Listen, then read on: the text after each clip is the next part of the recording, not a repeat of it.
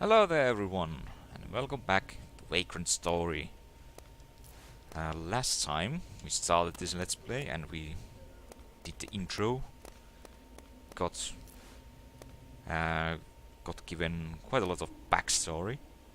I mean that video was, what, 20 minutes long? And like all of that was just cutscene and backstory, so everything's been set, everything is now... Or we know everything that we need to know to play the game, I suppose. Let's see what's in this chest. Some stuff. Got a new weapon, a small shield, one glove, and some healing items, which I will explain eventually. Let's equip some of that stuff. So, oh, right. This game has weird button layouts. That goes to menu, and that actually does stuff. So, like I said in the first video, this is an RPG. We can equip stuff, which will affect things. Wow, I'm so good at explaining things. So yes, we got a different weapon, but it is actually worse than our current one, so we should not use it.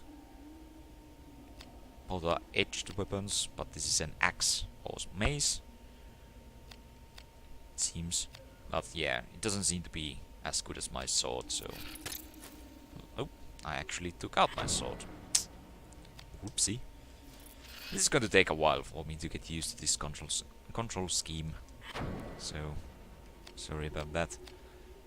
Let's put on a shield. Gives us a little bit of defense, and it lowers our agility, but I don't know what that means. Maybe it lowers our speed, maybe it lowers how often we can attack. I don't know. And yeah, we got one glove, so which is already damaged, it seems. Well, let's put it on anyway. And we got some other stuff that we don't need to worry about right now. And we don't need to worry about anything else either. And we can access our items from here. Let's move forward. Aha, it's a bat. Let's hit it with our sword. You cannot defeat us, bat. Oh, don't hit the boxes. And if I press... yeah, there we go. Zoom out a little bit so we can actually see things. So, let's get up here. We can move these boxes if we want to, but we don't need to. We didn't need to do that. We could have reached this anyway.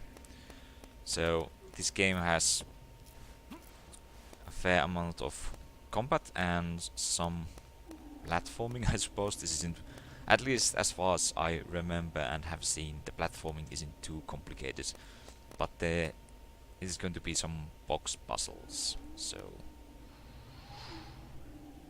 oh boy. Also, while you're playing the game, you can be in two different modes. You can be in battle mode, so we have our weapons drawn out, and we can be in normal mode, where we can actually climb and do stuff. If we are in battle mode, we can't climb, because our hands are occupied. Nope. Yeah, you can't reach there. Now don't hit the boxes. Well, I guess we couldn't have reached it anyway. But yeah, he doesn't grab them because his hands are full. And those modes have another difference. If you are in battle mode, you recover HP and MP slower. So if you are not in battle, it's actually better to put them away. Although if you are in battle mode, your risk gauge, however you pronounce that word, your risk will go down lower, and I will explain the risk later, if I could talk. And also weapons have these things. If you go to the menu and look at our sword, you can see that our sword has PP. And the axe doesn't have any, but we have some. Those are phantom points, I think. Yeah, phantom points. And if your phantom points are full, then you do more stuff. You do more damage, and I think your armor can also have phantom points. No? Okay, so it's just for weapons. So if your phantom points are full, you do more damage. I think double damage, actually. There's a nifty manual here that you can peek to get all kinds of info about the game. But yeah. So if you are in battle mode, your phantom points will go down faster, but if you're in normal mode, they won't go down at all, maybe? Or they will go down slower. Also, all items have DP, which is damage points. If DP reaches 0, your thing is broken and it will be only half as effective as normal. Good. That it has been explained.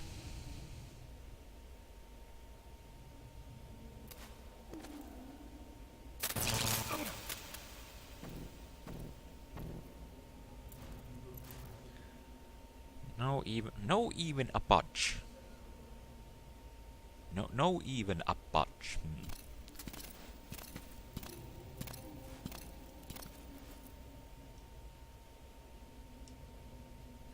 Buggered if I know.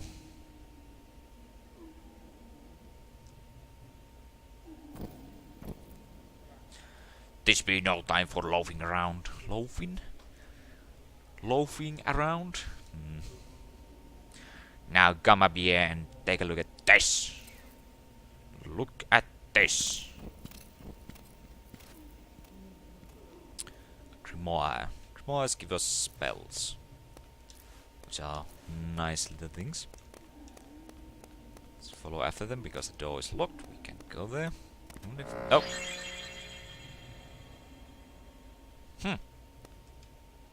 Well, okay then. This trap here, luckily, it heals. Interesting. I'm sure we're going to be walking in quite a lot of traps. This too be a Grimoire's doing? By the gods. It's a floating rock.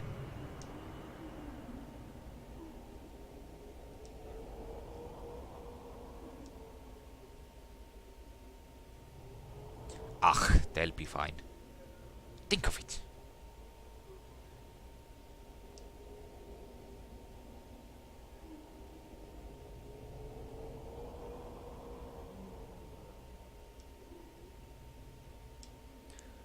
Lots and lots of text. Rubbish.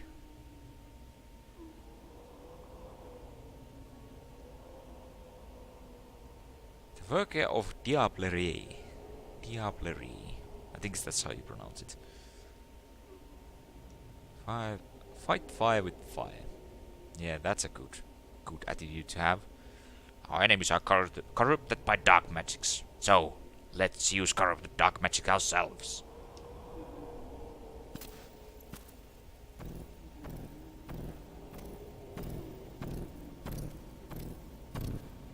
I see sorcery.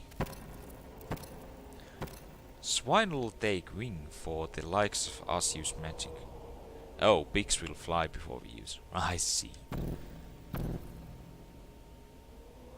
Your fattest... What? Your fattest sow could outfly my swiftest falcon. Your fattest sow could outfly my swiftest falcon. I guess sow is a bird? Because falcon's a bird, right? Yeah. Falcon's a bird. Of some sort.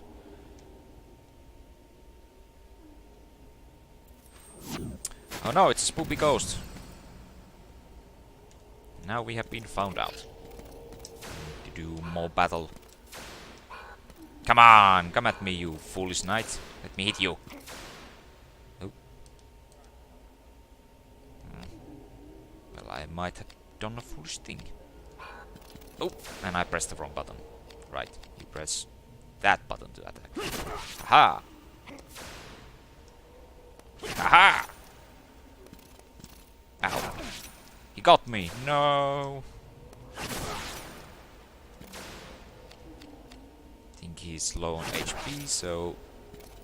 Oh, he didn't die. The legs again. Got a crit. Ah! Wasn't fast enough. It's fine. Let's hit you in the body. You dead? Yes. And now we just need to kill this guy. Cripple his legs, so it's not as fast. Oh, missed. God damn it, stop hitting me to kill you. Of course, these are early enemies, so we don't really need to do all this dancing about that I'm doing, but hey, it's fun. So yes, maybe I should explain risk right now. As you can see in the top left corner, it says risk 0. And whenever I attack an enemy, it goes up.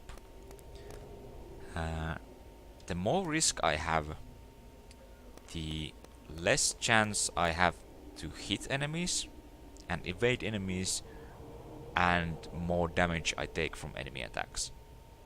But I also have a higher chance of gaining critical hits. So it is a risky mechanic. I could gain lots of risk and then gain lots of critical hits, but it will reduce my effectiveness normally. I don't think it affects my damage, it just affects my critical hit, but enemies do more damage to me, I believe. So another save point, which means I can do that. And this is a storage box. It is not a treasure chest, but a storage box. If you have played... oh, I just realized that the capture is quite dark. I have to look into that after this video. But yeah, if you have played Resident Evil, then you're familiar with these kind of things. Basically, anything that I put here gets stored, and I can pick that item up in any other storage chest. So if you look at here, there's nothing here in the chests, because I haven't put anything there. But on the left there you can see I have a gadget bag, so I can only carry a certain amount of stuff. And if my bag is full, I can't pick up things. So I assume that at some point I do have to put stuff here. But right now we don't have to worry about it, so let's ignore it for now. Come here, you floating rock.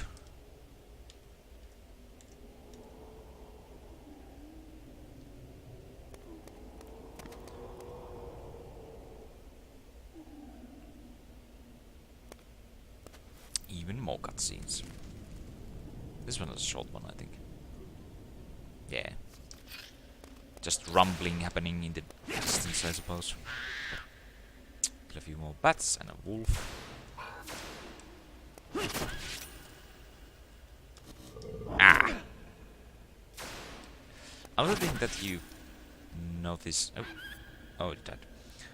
On the bottom left corner there is a silhouette of the character. And that indicates the condition of my different body parts. So head is green, chest is blue, light blue, and my legs are green. And if certain body parts reach 0 HP, then I will get a debuff. For instance, if my legs get hurt really badly, then I also lose movement. If my right hand gets hurt, I lose 50% damage, I think. If my left hand gets hurt, I lose defense, I think, or something. Head prevents me from casting spells, and I don't remember what chest does. I think it has some -2. Actually, we can probably check it out. The quick manual damage effects, yeah. Dying statues. Excellent condition, good condition, normal condition, badly damaged.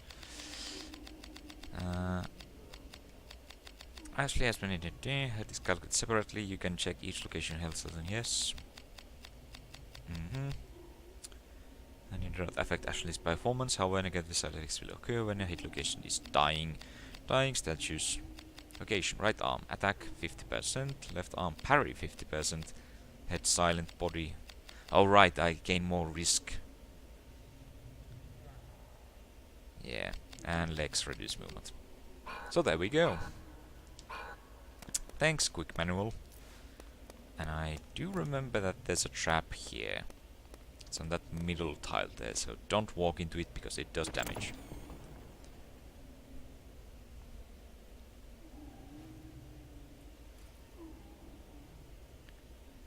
Go back and silence his yapping.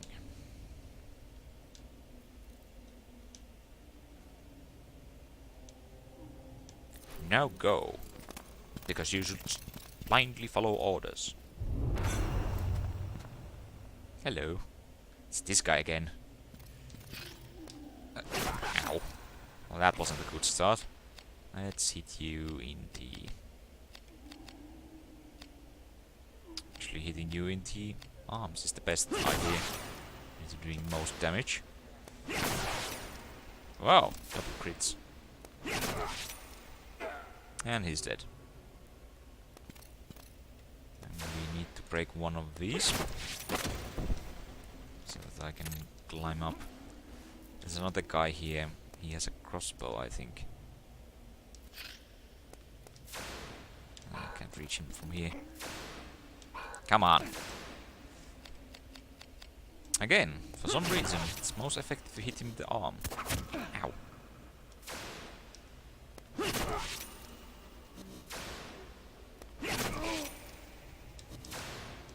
You're trying to escape? You can't escape from me.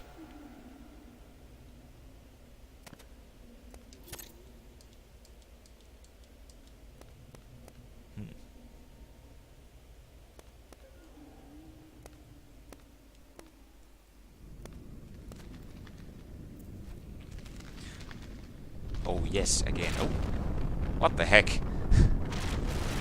Do I have incomplete pants? Or was that just skin color clothing?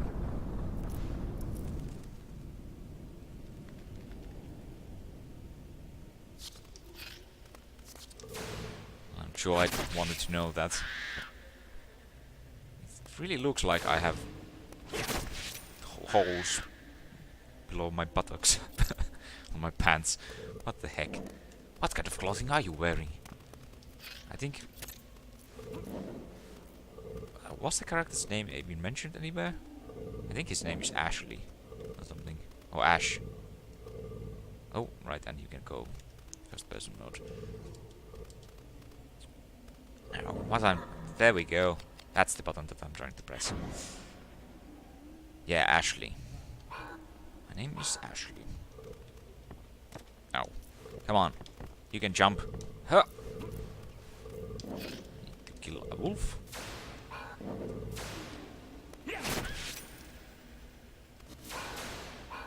Oh, it's not in range? Come here, Wolfie. You're dead. Yeah, it's a little bit awkward sometimes to see if you are in range or not of the enemies. Oh no, the door has been locked. That means I have to kill all these enemies. And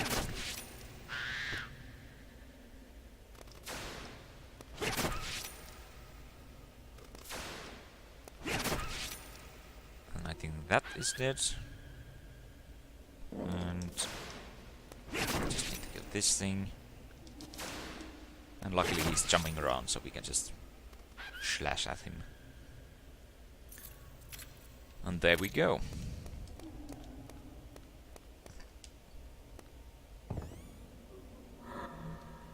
We get a crossbow and another glove and more healing items.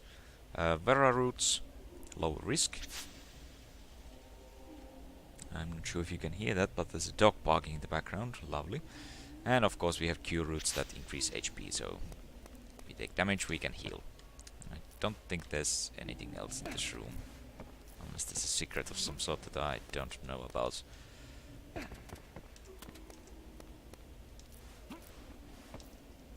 Maybe?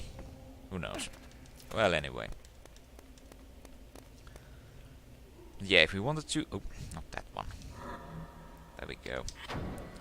I could equip crossbow if I wanted to. It has obviously more range. Actually, triple the range. It seems to make generate more risk. It has more attack, but it lowers my agility. And we can see affinities, so I really don't know how it works. I guess it's how much damage it does, or how much bonus damage it does with its type of damage. So lots of physical damage. It doesn't seem to do any elemental damage, and does piercing damage and a little bit of blunt damage. Yeah, they do different amounts of damage. But I'm going to stick with my sword for now. But I am going to change this to an actual glove that gives defense. That seems like a good idea. Although it seems to give less magic defense, I'm assuming. Defense int. Yeah. But against physical attacks, seems to be a good idea. Well, anyway. I'm sure we get to worry about these things much later in the game. So, no need to worry about them right now. Or worry more about these things. Combat. Let's dispatch these wolves and bats. Oh, missed. Ha! Screw you, doggy. Can't beat me.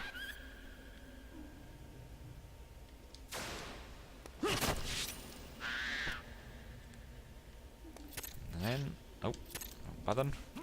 These really are strange buttons.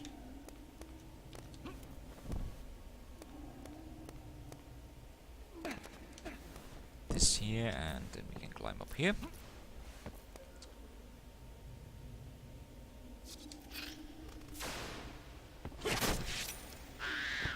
Damage. Now, if we wanted to go here and equip the crossbow and probably kill the... oh yes, and it takes 2 hands, so I can wear a shield while using this thing. We can probably kill the wolf from up here. Oh! Don't shoot at the boxes, you fool. Oh! No! Don't destroy the boxes, wolf! That's rude. Right. I am completely failing this. No, go away, doggy. Damn you.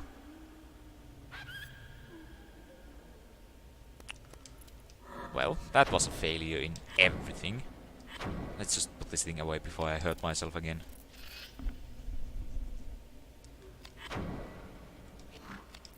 Buckler that also seems to have PP. Yeah, phantom points. I wonder why it has, but my armor doesn't.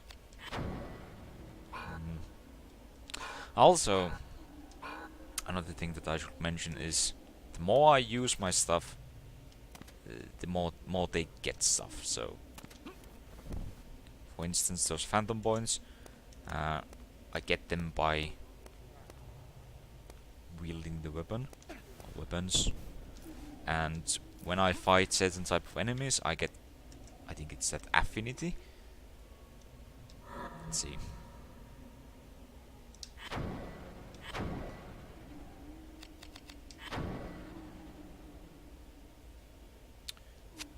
No, it's this class that I get. So more I fight with this Fandango against human and beast enemies, I get more bonuses against them, but it can lower bonus against other enemies. So as you can see, I get -5 against evil. I don't know if that's just damage or what, but it's a nasty thing. And there was actually a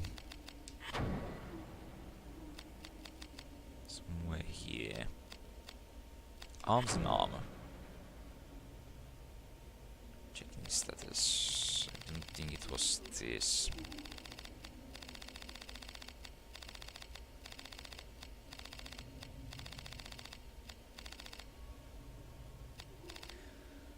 If a weapon's fire affinity increases, that weapon will deal more damage to water-based creatures. Oh yes, so if I have lots of affinity to something, it works against the opposite. So yeah.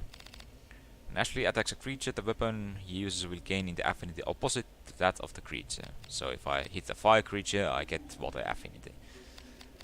Right. And if a fire creature hits me, my armor gains fire affinity. Occasionally when an affinity rises, the opposite affinity will drop. Right. Class changes. When Ashley attacks or is attacked by foes, his weapon or armor will gain in the class of the foe. If Ashley's attacks a dragon class foe, his weapon's dragon class rating will increase. If a dragon class foe attacks Ashley, his armor dragons.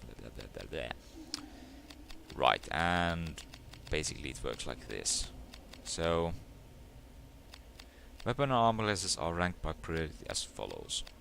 So if the dragon class foe from the example above attacks Ashley, his armor's dragon class rating rises, but the classes below dragon, so it's evil and human, may drop. So, you know, I'm sure you can work something out from this. I'm not going to be thinking about it too much. Probably, most likely, maybe. Pull the lever. Pull the lever, Kronk. But yeah, I'm sure that you can. Alright, I need to go here quickly. I'm sure you can do optimization with these things if you want. But I'm not going to be worrying about them too much. At least at the current moment.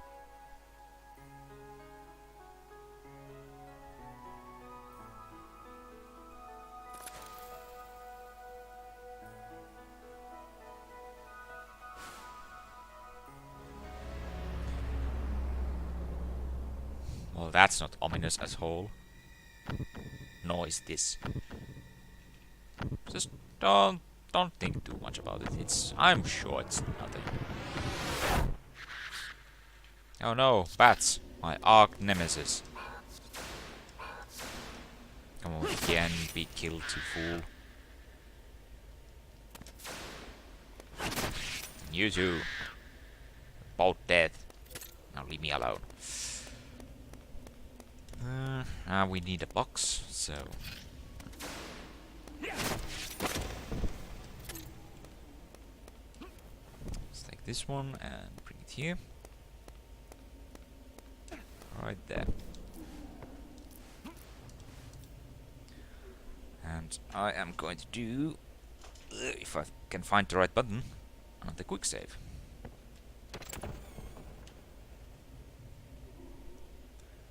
Hey, we gain more loot. Cure potion.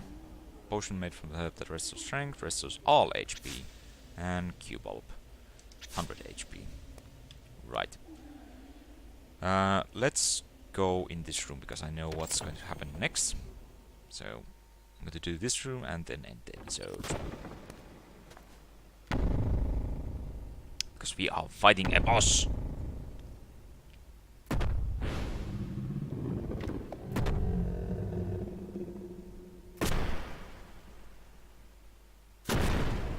No, it's a Minotaur.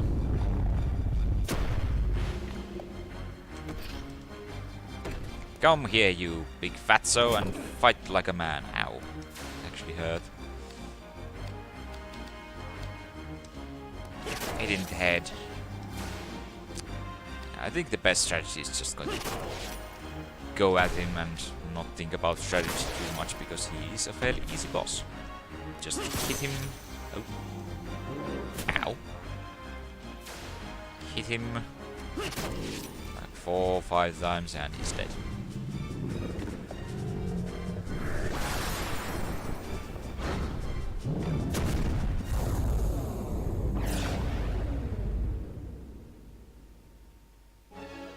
Congratulations, I got score! Risk breaker rank, normal agent. That's mean. I also get a bonus that's going to be plus 3 HP. Wow. You really shouldn't have game plus 3 HP. And we gain some grimoires and a sigil, which is basically a key. So, hooray! Ooh, I have no idea if that level up was good or not, but I'm going to assume that it was not. Lowest risk, and for some reason we get 15 items that cure paralysis. I wonder why. I mean, there could be any number of reasons why that would happen. Or why would we need those items, I suppose. So, another shield. This one has just more defense, I suppose. Works better against edged weapons instead of blunt weapons. And affinities are the same, so just oh, wrong button. Just let's put that on. And those grimoires. So grimoires, they teach you spells. Basically, you're supposed to use them once, and then you learn the spells, or you master the spell. So we get heal spell and drain strength spell. So it debuffs enemies. Let's use this one to heal ourselves.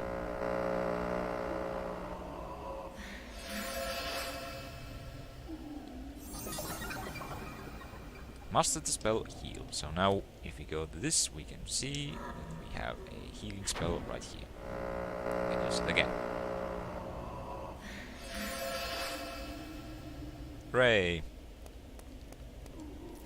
And then, oop. Let's come up here and we'll see a cutscene, and then I'm going to end the episode.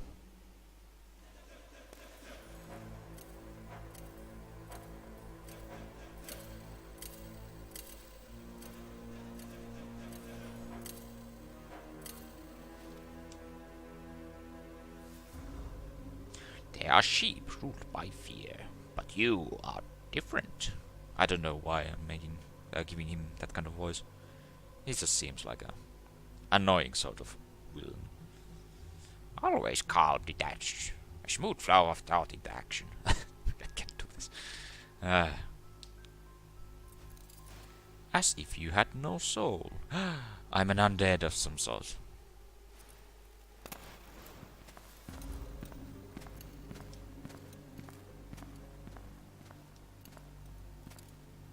Where is your soul, risk breaker? I put it in my butt.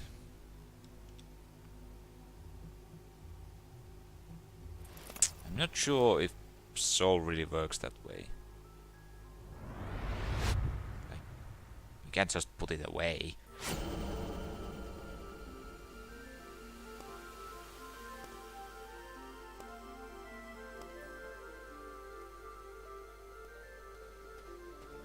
How peaceful and lovely, and I'm sure nothing bad is going to happen, right?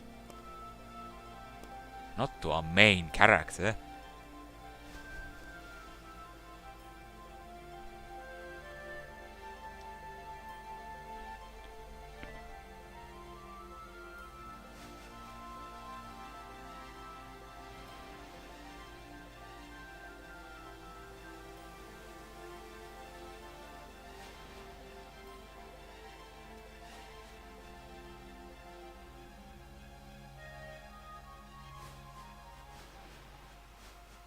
Oh no!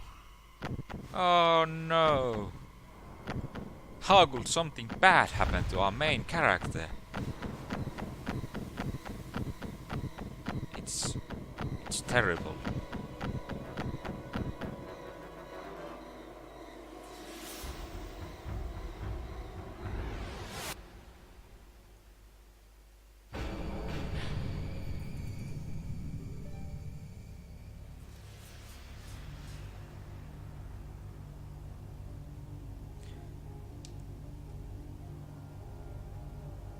Well, I mean,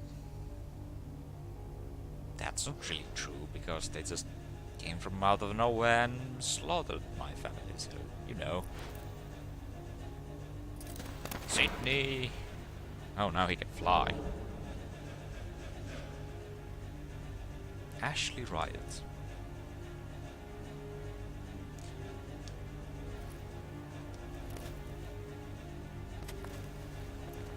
Oh no, the totally unknown agent who has no combat abilities whatsoever.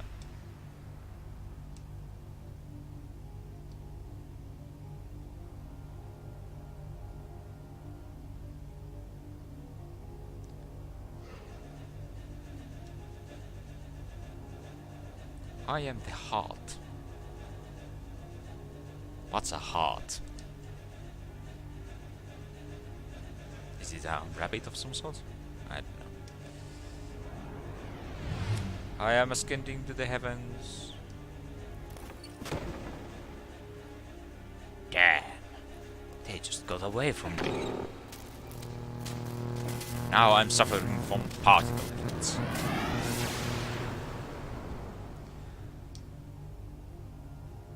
Oh, lovely, lovely battle abilities.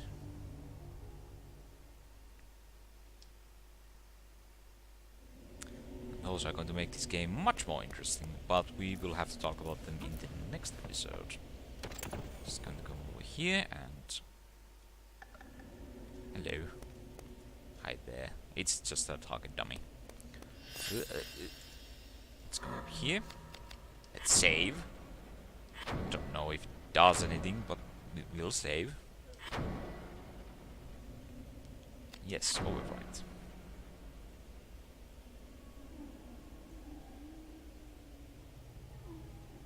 It's very, very slow save. Yay! So there we have it. Now we have these things here. And we can explore them more in the next episode. For now, thank you for watching. Hopefully you enjoyed the show. And if you did, do leave a like and do leave a comment. And join me next time for more of this weird game, where everything goes absolutely fine all the time and no bad things happen. Oh wait,